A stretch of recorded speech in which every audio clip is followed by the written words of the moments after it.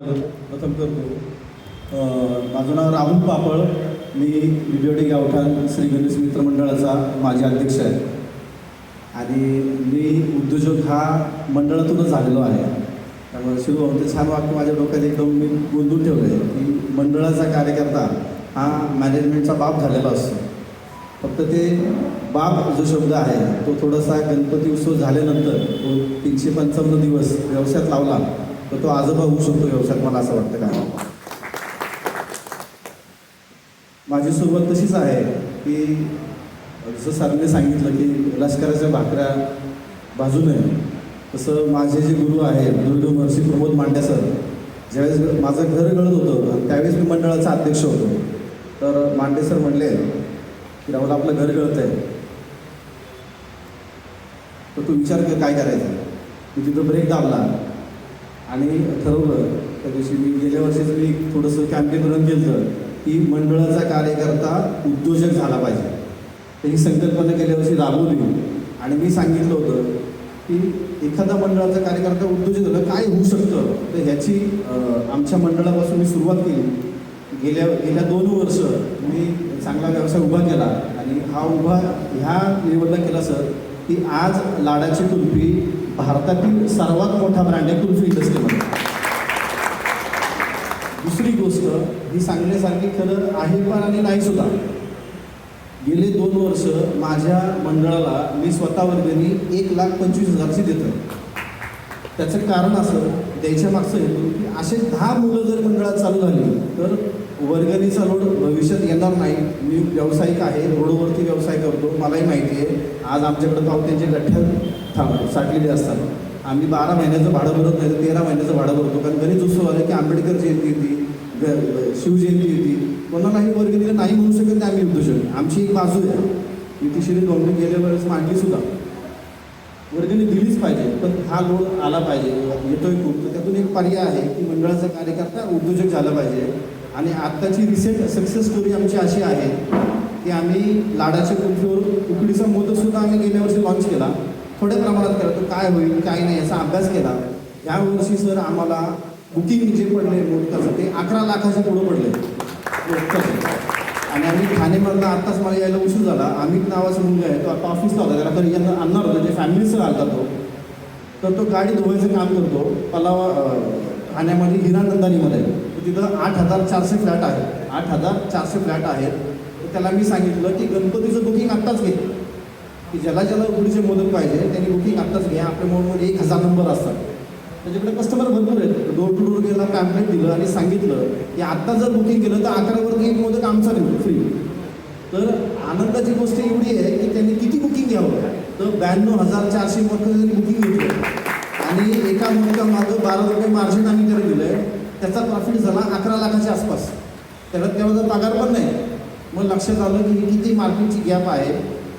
नक्कीच गणेश उत्सवाला गणपती बाप्पा एकदम माझ्या मनात आहे, सगळं आहे. पण माझी अडचण दुसरी आहे की मला गर्दी दिसली की मला व्यवसाय दिसतो.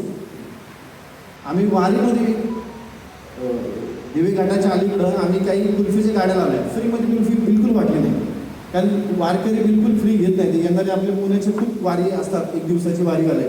तर त्यांनी किती व्यवसाय दिला आम्हाला, तर 3,85,000चा व्यवसाय आम्ही केला एका दिवसात.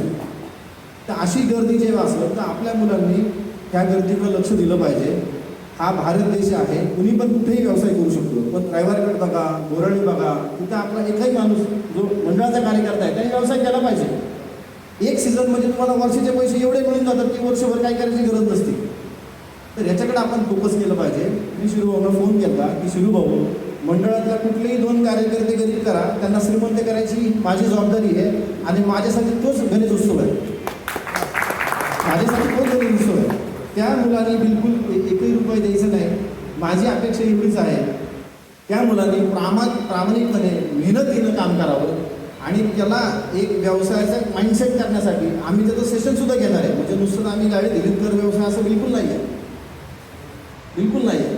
तर कायम आपला नंबर राहायला पाहिजे, प्रामाणिकपणे राहायला पाहिजे आणि कस्टमरला आपला प्रोडक्ट चांगला समजून सांगता आला पाहिजे. हे सर्व ट्रेनिंग आम्ही तिथं देणार आहोत.